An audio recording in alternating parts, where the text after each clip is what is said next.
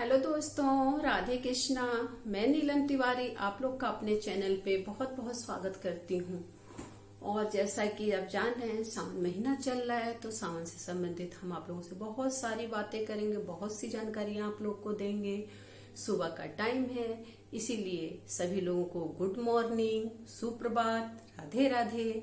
तो चलिए शुरू करते हैं अपनी वीडियो को। मैं यहाँ से शुरू करती हूँ और आप लोग अंत तक बने रहिए। वीडियो में बहुत अच्छी नॉलेज है, बहुत अच्छी जानकारी हम आप लोग को देंगे, तो प्लीज आप लोग पूरी वीडियो वॉच किया करिए। चलिए देखते हैं।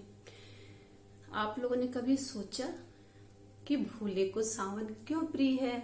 क्यों भोले बाबा का सावन में लोग इतना अभिषेक करते हैं, दूध चढ़ाते हैं, जल अभिषेक करते हैं, रुद्राभिषेक करते हैं, शिव स्तुति करते हैं, शिव चालीसा पढ़ते हैं, शिवालय जाते हैं, शिव मंदिर जाते हैं, कांवरियां लेके जाते हैं? ऐसा क्या है सावन में? किस चीज की सावन है? ये भी तो महीना ही है, जैसे हर महीना है वो भी सावन महीना भी, लेकिन सावन इतना खास क्यों है? क्यों इतना सावन में इतना भोले बाबा को उमंग रहता है? और जो भक्त गढ़ रहते हैं उनके अंदर भी इतनी उमंग रहती है। आखिर क्यों, क्या चीज है सावन में? क्या चीज है? बाबा को सावन क्यों पसंद है? भोले बाबा को, भोले बाबा की तो रोज हम लोग पूजा अर्चना करते हैं, लेकिन सावन में ही विशेष पूजा उनकी क्यों की जाती है? क्या रीजन है? तो चलिए बताते हैं क्यों भोले बाबा को मेरे सावन पसंद है। देखिए, जब समुद्र मंथन हो रहा था ना, जब देवता और असुर मिलके समुद्र मंथन कर रहे थे, तो समुद्र मंथन में जो पहली चीज निकलती है वो विष निकलता है, हलाहल निकलता है।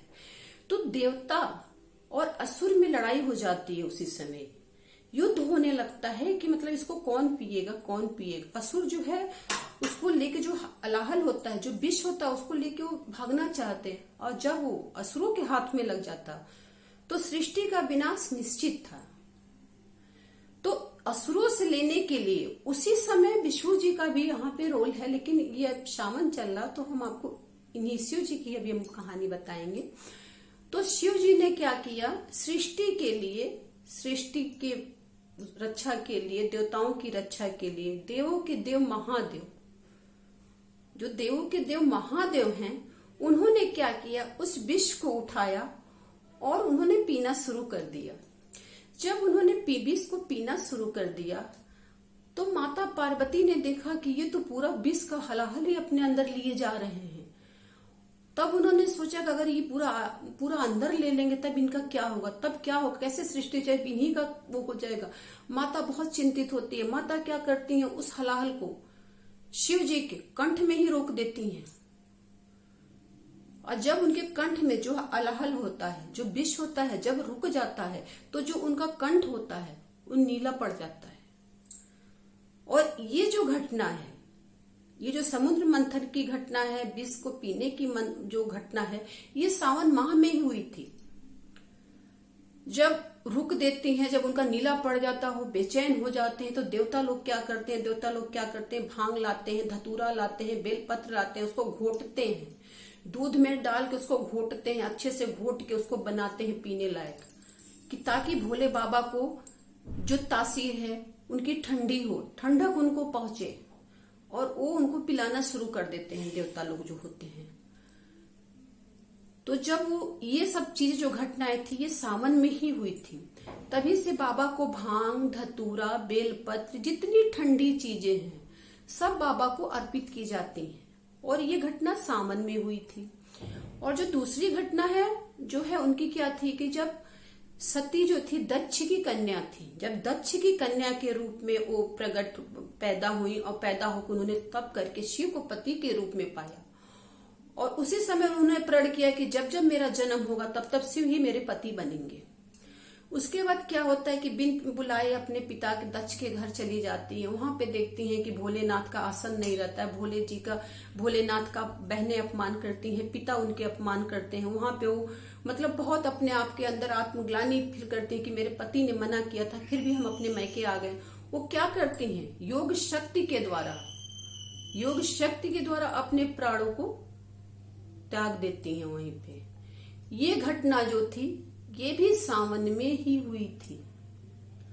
और जब वो त्याग देते हैं, उसके बाद जब उनका पुनर्जन्म होता है, दूसरा जन्म होता है, तो दूसरे जन्म में वो हिमालय और मैना की पुत्री के रूप में पार्वती देवी के पार्वती नाम से वो जन्म लेती हैं। जब वो पार्वती युवावस्था में आती हैं तो शंकर जी की पूजा करने लगती हैं, निराहार रह के, जलाहार रह के, मतलब अन्न जल सबको त्याग के वो भोले बाबा की दिन रात पूजा करती हैं। रोज पार्थिव शिवलिंग बनाती हैं, पार्थिव शिवलिंग बना के उसका अभिषेक करती हैं, विधि विधान के साथ उसको बेलपत्री, धतूरा, भांग चढ़ा के अच्छे से पूजा करती हैं।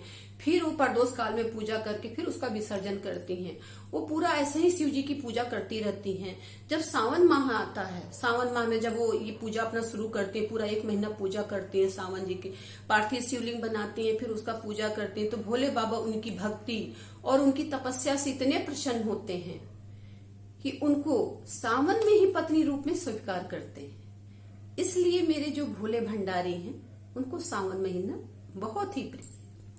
सावन महीना में ही वो पहली बार अपने ससुराल जाते हैं, जहां पे उनका जलाभिषेक किया जाता है, उनका स्वागत किया जाता है। तो ये भी कहा जाता है कि हर सावन में भोलेनाथ अपने ससुराल जाते हैं। तो इसलिए भी भोलेनाथ को सावन का महीना बहुत ही प्रिय है। सावन महीने में माँ पार्वती के साथ भोलेनाथ जो होते हैं 1 महीना तक पृथ्वी लोक में जो है निवास करते हैं। इसलिए भोले बाबा को सावन का जो महीना है बहुत ही प्रिय है। सावन महीने में चारों तरफ हरियाली होती है। सावन महीने में जो भांग होती है, धतूरा होता है, बेलपत्र होता है, ये हरे भरे होते हैं, जो कि प्रभु को चढ़ाने के लिए बहुत ही उत्तम होते हैं। ये कटे फिटे नहीं होते, अच्छे बेलपत्र आपको मिल जाते हैं सावन में। सावन में भांग अच्छी मिल जाती है, सावन में जो धतूरा होता है वो भी अच्छी मिल जाती है, क्योंकि चारों तरफ हरियाली होती है। और हरियाली भोले बाबा को बहुत पसंद है, क्योंकि भोले बाबा जब विष को धारण करते हैं उसी समय से उनका जो तासीर होती है गर्म हो जाती है। तब से उनको जो ठंडी चीजों का जो लोग भी अभिषेक करते हैं, दूध से अभिषेक करते हैं, जल अभिषेक करते हैं, उससे भोले बाबा बहुत प्रसन्न होते हैं। जो भक्त अगर पूरे साल पूजा नहीं करते वो सावन में जरूर अपने भोले बाबा को मनाने का प्रयत्न करते हैं। अब भोले बाबा जो है पूरे सावन जो होता है पूरी मस्ती में रहते हैं, हर भक्त को आशीर्वाद देते हैं। तो इसलिए सावन में पूजा अर्चना जरूर करना चाहिए। अगर आप कुछ भी नहीं कर सकती हैं तो 1 लोटा जल ही डाल दीजिए भोले बाबा के ऊपर, बाबा तो उतने में ही प्रसन्न हो जाते हैं। सावन माह इसलिए भी पसंद है कि सावन माह में देखिए हरियाली तीज पड़ती है, नाग पंचमी पड़ती, कहीं न कहीं वो भोले बाबा से ही संबंधित होती, क्योंकि जो हरियाली तीज होती है, माँ गौरी जो होती है वो सुहाग की देवी होती है। वो सुहागिन और स्त्रियों को सुहाग देने का काम माँ गौरी का होता है। तो जब हरियाली तीज में जो महिलाएं गौरी जी की पूजा करती तो गौरी जी के साथ वो गणेश जी की पूजा करती, गणेश जी के साथ वो भोले बाबा की भी पूजा करती है। तो इसलिए इस महीने में कई तरह के त्योहार आते हैं। हरियाली तीज आती है, नाग पंचमी आता है, फिर राखी का त्योहार आता है, कहीं न कहीं ये भोले बाबा से संबंधित होता है।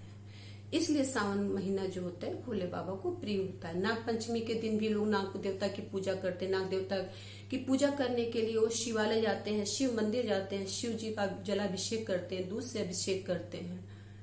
इसलिए भी शिव बाबा को सावन का महीना बहुत प्रिय है। सावन के महीने में जो स्त्रियां होती हैं वो अपने सुहाग के लिए व्रत रखती हैं, हरियाली तीज रखती हैं ये, और भोले बाबा अम्मा पार्वती उनको आशीर्वाद देते हैं, उनके सुहाग की रक्षा करते हैं। इसलिए भी भोले बाबा को सावन महीना, क्योंकि उनको सावन महीना में अपने भक्तों को आशीर्वाद देने का पूरा वो मिलता है, क्योंकि वो मस्त रहते हैं, मस्ती में उनका पूजा पाठ होता है, उनको लोग अभिषेक करते रहते हैं, वो अपना उनका तासीर ठंडा रहता है सावन में, और वो सबको आशीर्वाद देने के लिए धरती यानी पृथ्वी लोक पे 1 महीना के लिए आते हैं। तो इसलिए भोले बाबा को सावन महीना प्रिय है। सावन महीना में हर जगह औरतें गाना गाती हैं, गाना बजाना होता है, कजरी तीज होता है, हर जगह खुशहाली रहती है, खुशी का माहौल रहता है, घरों में होता है, पूजा पाठ होता है, हवन होता है, घी की आहुतियां दी जाती हैं मंदिरों में, मृत्युंजय जाप होता है, रुद्राभिषेक होता है, सब कुछ सावन। कांवरिया जो होते हैं कांवर लेके जाते हैं बाबा को जल चढ़ाने के लिए। तो क्यों ना हो भोले बाबा को सावन महीना प्रिय। मेरे पापा को सावन महीना बहुत प्रिय है। जो लोग कभी भी पूजा नहीं करते, कभी भी मंदिर नहीं जाते, लेकिन सावन में आप लोग को जरूर करना चाहिए। बाबा बहुत ही भोले हैं, उनको सावन में जरूर मनाना चाहिए। तो अगर आप लोग को मेरी वीडियो थोड़ी सी भी पसंद आई हो तो प्लीज आप लोग मेरी वीडियो को शेयर लाइक करना मत भूलिए। कमेंट में हर हर महादेव लिख दिया करिए, क्योंकि बाबा का नाम लिखने से आप लोग का कल्याण ही होता है। और अगर नए हैं तो सब्सक्राइब कर दीजिए। धन्यवाद। हर हर महादेव। बम बम भोले।